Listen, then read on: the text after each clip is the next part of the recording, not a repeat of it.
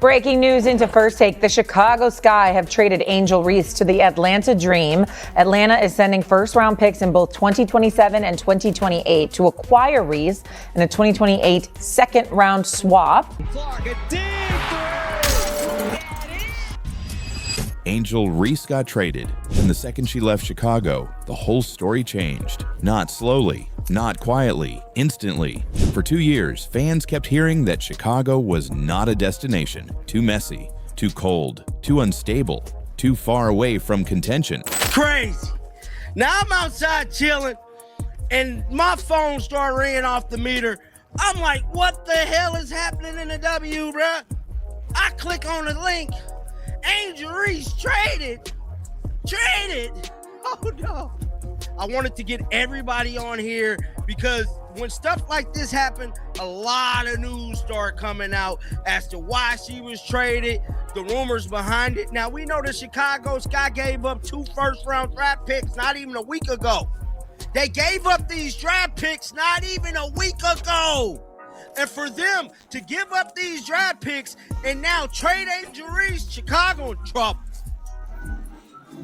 And we know for a fact there has been many fans wanting their president, I think his name Jonathan or John or something like that, to be fired. But the moment Angel Reese was out, players suddenly wanted in. Skylar Diggins-Smith came in. Dejonai Carrington came in. Azura Stevens came in, Rickea Jackson arrived, and now the question is impossible to ignore. Was Chicago ever the problem, or was Angel Reese the reason nobody wanted to touch that situation? Because this does not look like a normal trade aftermath. This looks like a franchise finally exhaling. Now, to be fair, if you only looked at Angel Reese on paper, you would think Chicago gave up a star. 2 all-star appearances, double-doubles, rebounding numbers that made her look like one of the most productive bigs in the league. Now, what does this mean for Angel Reese's career? Because from my understanding, I don't know if any player ever got out of their rookie contract like this. Like, in the WNBA, like, have any player ever done this?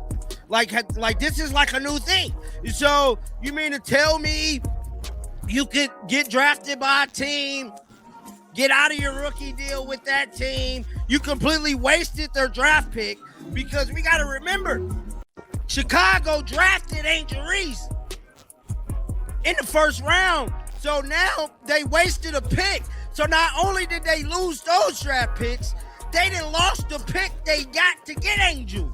Like, we got to talk about that. But basketball is not played on paper, and if those numbers were truly driving winning, then why did Chicago go 13-27 in her first season, and then somehow get even worse at 10-34 in the next one? That is not a contender taking its lumps. That is a team sinking deeper with the same centerpiece still in place. And that is where this whole thing starts to split in two, because the stat sheet told one story, but the results told another. Even the rebounding numbers need more context. The transcript makes the point that a lot of Reese's offensive boards came on her own misses. Miss, grab it back, go again, grab it back again. Yes, it counts as production. Yes, it boosts the numbers, but it does not always mean the possession was clean, efficient, or helping the team flow. So when people saw the rebound totals and treated them like proof of dominance, Chicago may have been looking at the same possessions and seeing something else entirely. And that is before we even get to the bigger issue, because the real turning point in this story is not the stats. It is the locker room. According to the source material, the tension around Reese was not just rumor, it was building for a while. Courtney Vanderloot, one of the most respected players tied to Chicago basketball, reportedly became part of that tension after comments about age and reliability.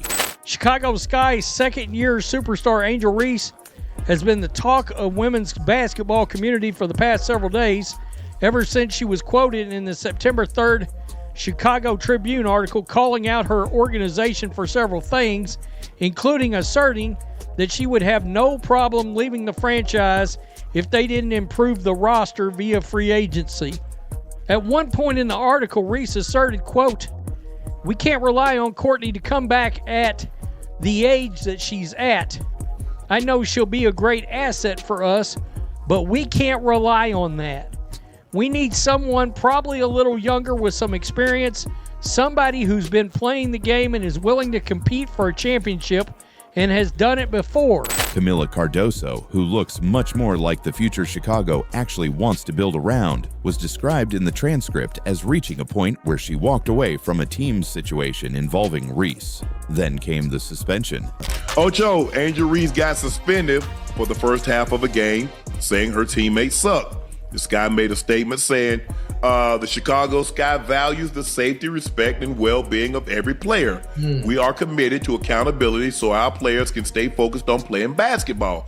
Because of the statements detrimental to the team made by Angel Reese during a league-mandated media, she will not play in the first half of the game September 7th against the Las Vegas Aces. This matter has been handled and resolved internally, and we're moving forward as a team. And that matters, because franchises do not suspend players for fun. By the time a team gets there, the quiet conversations have already happened. The warnings have already happened. The patience is already gone. That is why this trade feels different. Chicago did not move Angel Reese like a team reluctantly losing a franchise cornerstone. Chicago moved her like a team that had already decided the situation was costing more than it was worth. And the return tells you that too. Atlanta sent future picks, not a proven star, not a major roster piece.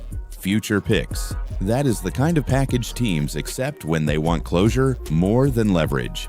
If a franchise truly believes a player is central to its future, it usually squeezes for every last ounce of value. It waits, it shops, it negotiates. Chicago did not act like that. Chicago acted like it wanted the chapter over, fast. Then came the most brutal part of the whole story. The second the trade was done, Chicago got active. Skylar Diggins-Smith, a real floor general, came in. Dejounai Carrington, one of the league's toughest perimeter defenders, came in. Azura Stevens, a veteran who understands winning basketball, came in. Rickea Jackson, a young scorer with real upside, came in. And what makes this hit so hard is not just the names, it is the timing. These players did not need weeks. They did not hesitate. They did not look at Chicago and run the other way. They came quickly. So that old excuse that nobody wanted Chicago, that story died the second Angel Reese was gone. That is what makes this so damaging for her image. Chicago did not just replace a player. Chicago replaced the whole mood around the franchise. The team looks cleaner. The fit makes more sense. The build now clearly runs through Camila Cardoso. Not chaos, not stat chasing, not noise. Cardoso feels like a player you can actually construct around.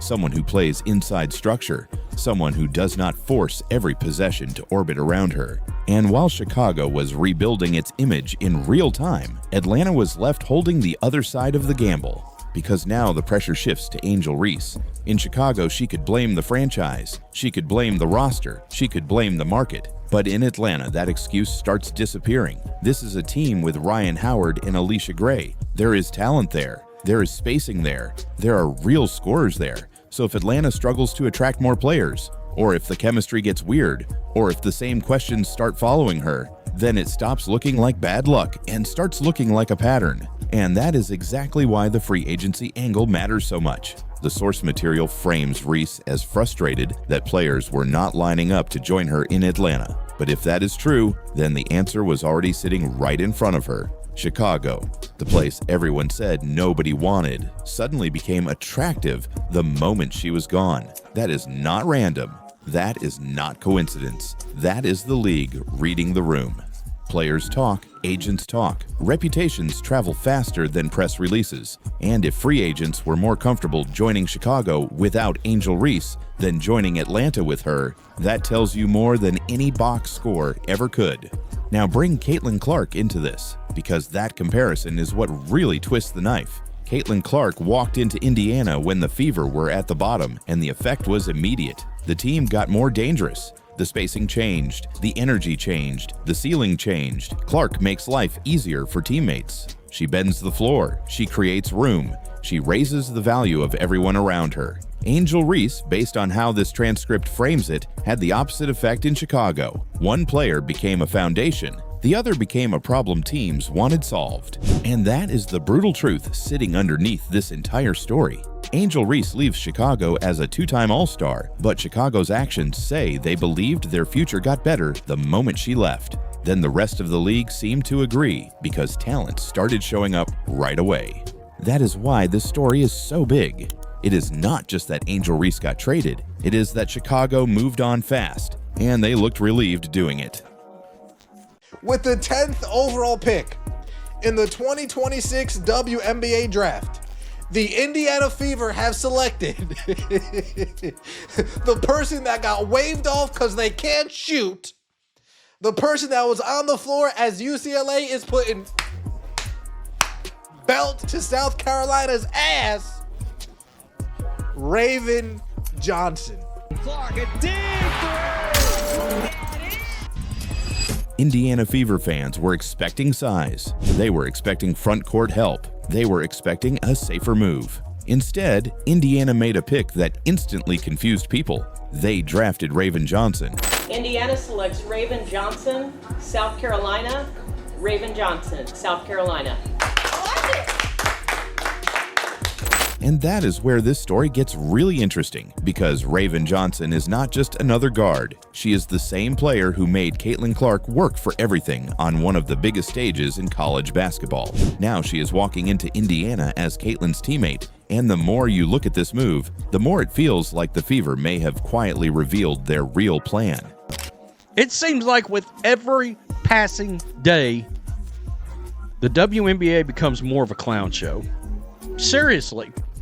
They got handed a golden goose in Caitlin Clark that literally has been turned into a new CBA where they're all actually earning a little scratch. You got players out there running their mouths about fans over their money.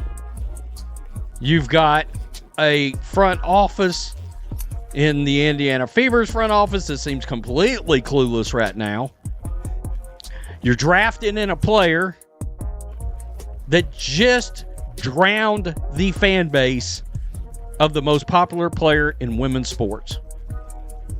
Arguably the most popular player in sports right now. Any sport, in Caitlin Clark. At first, I had the same reaction a lot of people had. Why this pick? Indiana already has Caitlin Clark. They already added guard depth. They still have questions in the front court. They still needed more size. So when the Fever used the 10th pick on another smaller guard, it looked like the wrong fit and the wrong timing. Basically, Steph White decided she wanted to talk about why the Fever drafted Raven Johnson. And what could it have been? She gives us a different look to Caitlin Clark. She's a different type of point guard. If we want to go with certain lineups, and we actually feel like she can play well at the 1 with Caitlin at the 2 because she's a good lateral passer, and we do feel like she'll hit Caitlin in positions. We feel like she can be a bit of a floor general and get the ball moving side to side, and get the ball into the scores. We feel like she works off the ball due to her improved shooting. We feel like her elite defense gives us something we don't have on the perimeter, as in like when the fans were kind of trying to justify it themselves. What if I told you Steph White said they drafted Raven Johnson because she went to South Carolina? I want to give a chance to kind of add on to something I've been saying, yada yada.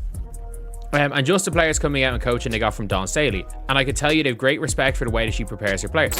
On paper, it did not make a lot of sense. But sometimes a move only looks bad when you judge it by the surface. Because the moment Raven started talking after the draft, the real reason Indiana liked her started to show.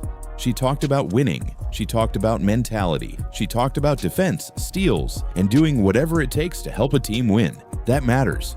Indiana is not just trying to collect talent. They are trying to build a roster around a specific identity.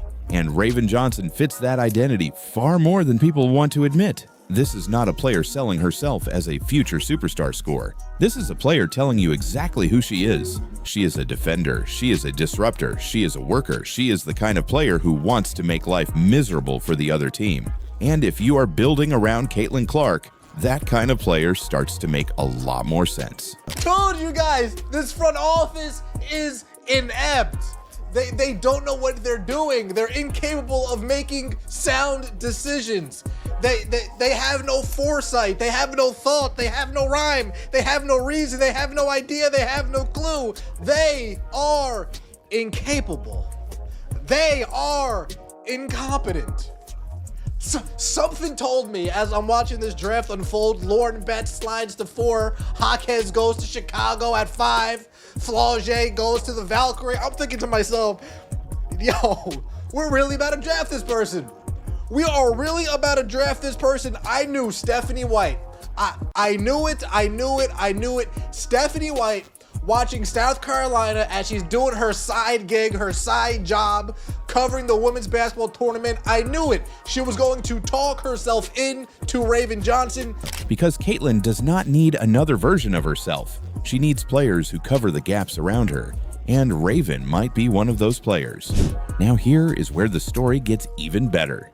If you followed women's college basketball, then you already know there is history here. In the 2024 National Championship game, Raven Johnson was one of the defenders who made Caitlin Clark uncomfortable. When Raven got switched onto her, she did not look scared. She did not overreact. She stayed disciplined, stayed physical, and made Caitlin work for shots she normally gets with far less resistance. That is not something you can fake. That is not hype.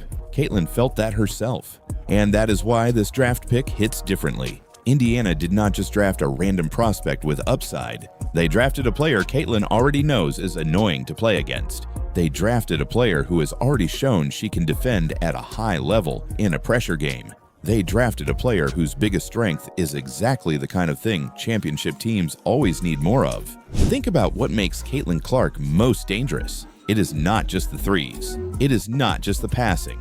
It is the pressure she puts on an entire defense every second she is on the floor. That pressure creates easier looks for everyone else. It creates space. It creates chaos. It creates opportunity.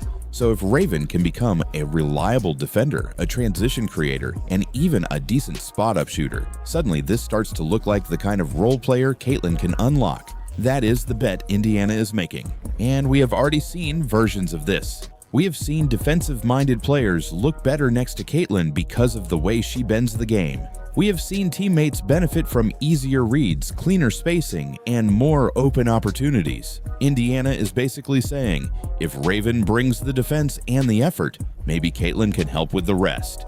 That is the upside. But there is also a real risk here, and this is where the conversation gets serious. Raven is not coming into the league as a polished offensive player. She is not a proven scorer. She is not a shot creator. She is not someone you can just hand the ball to and expect instant production. And in the WNBA, that matters. This league is too good, too fast, and too unforgiving for one-dimensional players unless they are elite at something. So Indiana is gambling. They are gambling that Raven's defense is special enough. They are gambling that her work ethic is real enough. They are gambling that Caitlin Clark's presence can help raise the floor of Raven's offensive game. And they are gambling that they can afford to think beyond this season, even though this team is trying to win right now. That last part might be the biggest clue of all, because once you get deeper into the logic behind this move, it starts to look less like a draft night surprise and more like a long-term roster strategy. The Fever are staring at a future where keeping everybody together may get a lot harder. Big contracts, cap pressure, and roster turnover are real issues. That means rookie-scale players who can fill roles become incredibly valuable. Raven Johnson may not just be a bench piece, she may be insurance for the future. And that is the part casual fans miss. This pick may not have been about solving every problem today. It may have been about protecting Indiana from bigger problems tomorrow. That does not make it safe. It does not make it guaranteed, but it does make it logical. Now bring it back to Caitlin Clark. If this works, Caitlin is right in the middle of why it works. Because Indiana clearly believes her gravity changes everything. They believe playing next to her can speed up a role player's development. They believe a defender like Raven can become more useful, more playable, and more dangerous because Caitlin creates an easier environment for everybody around her. That is the real secret weapon angle here. Not just Raven by herself, but Raven becoming something more because of the player next to her.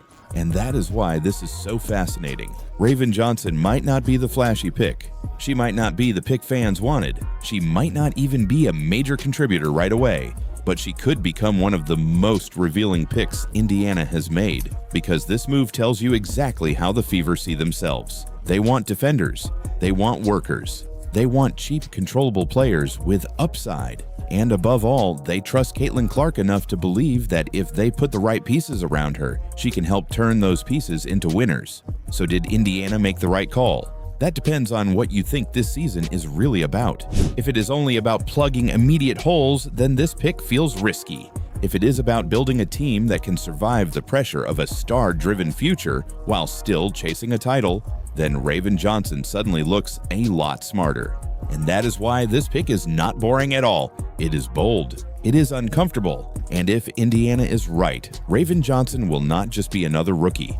She will be the secret weapon people laughed at first, right before they realized exactly why the Fever wanted her. If you're still watching, drop secret weapon in the comments.